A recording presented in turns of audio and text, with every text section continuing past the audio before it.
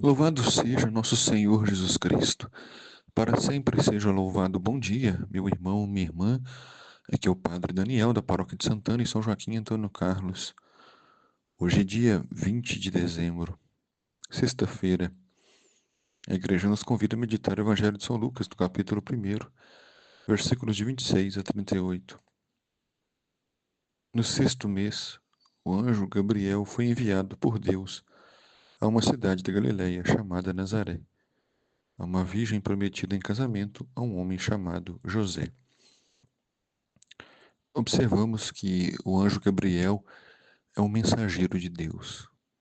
Ele que vai fazer o convite, o chamado para uma pobre virgem de Nazaré.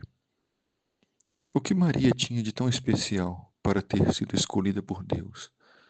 Não tinha riqueza, não tinha títulos, diplomas e nem terras, mas tinha a santidade.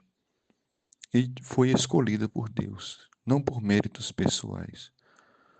Deus nos chama, Deus nos ama e nos escolhe, não por nossos méritos. O chamado de Deus não é um título, não é uma conquista, uma medalha. O chamado é por amor. Então, por isso, quando a igreja nos chama para atuar nas pastorais, nos movimentos, devemos aceitar com alegria, porque é Deus que nos capacita, é Deus que nos chama e nos envia. E Maria estava prometida em casamento a José.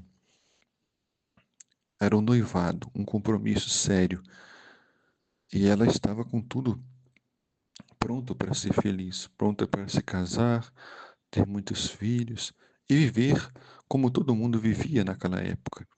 Mas Deus tinha algo diferente para ela. Tinha um projeto superior ao projeto dela. Quando a vida mudar os nossos planos, quando a vida mudar os nossos projetos, não devemos nos assustar. Não devemos ficar tristes, pois Deus tem um projeto maior do que o nosso.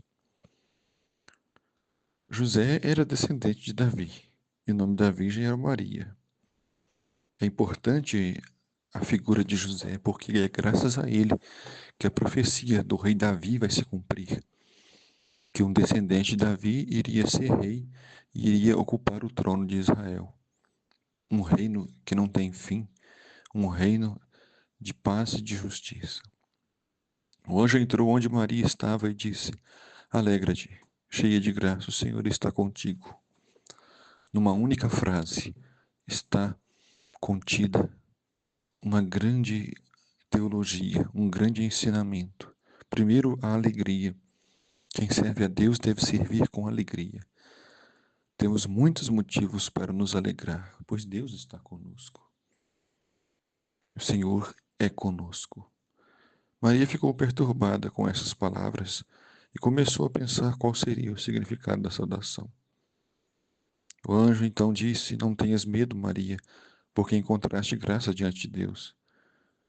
Eis que conceberás e darás à luz um filho, a quem porás o nome de Jesus. Ele será chamado o Filho do Deus Altíssimo, e o Senhor lhe dará o trono de rei Davi. Ele reinará para sempre sobre os descendentes de Jacó. Seu reino não terá fim. Então o anjo explica qual será a função de Maria, qual será a sua missão. Ser mãe do Salvador, ser mãe do Filho de Deus. Maria perguntou: Mas como vai acontecer isso, se não conheço homem algum? Maria não duvida, mas Maria somente quer entender qual é o caminho, o que ela deve fazer. E o anjo respondeu: O Espírito virá sobre ti e o poder do Altíssimo te cobrirá com sua sombra. Então o anjo diz que Maria vai ser mãe virgem, antes, durante e depois do parto, e que tudo o que irá acontecer será obra do Espírito Santo de Deus. Por isso o menino será chamado Santo Filho de Deus. E o anjo também cita o exemplo de Isabel, parente de Maria, que concebeu um filho na velhice, mesmo sendo estéril, porque para Deus nada é impossível. Então Maria disse: Eis aqui a serva do Senhor, faça-se em mim segundo a tua palavra. E o anjo retirou-se. Maria diz sim, se coloca disponível, mesmo sabendo que esse sim custará caro, trará muitas dores e sofrimentos. Na verdade, é, quando Maria disse sim, ela não sabia o que iria acontecer, quais seriam as consequências desse sim. As alegrias e as tristezas virão depois. Quando se diz sim para Deus, não se sabe ao certo o que vai acontecer. O que se sabe é que Deus não vai nos abandonar, que Deus não vai se esquecer de ninguém, de nenhum de nós, e que tudo vai dar certo. O Senhor esteja convosco, Ele está no meio de nós. Abençoe-vos, Deus Todo-Poderoso, Pai, Filho e Espírito Santo. Amém.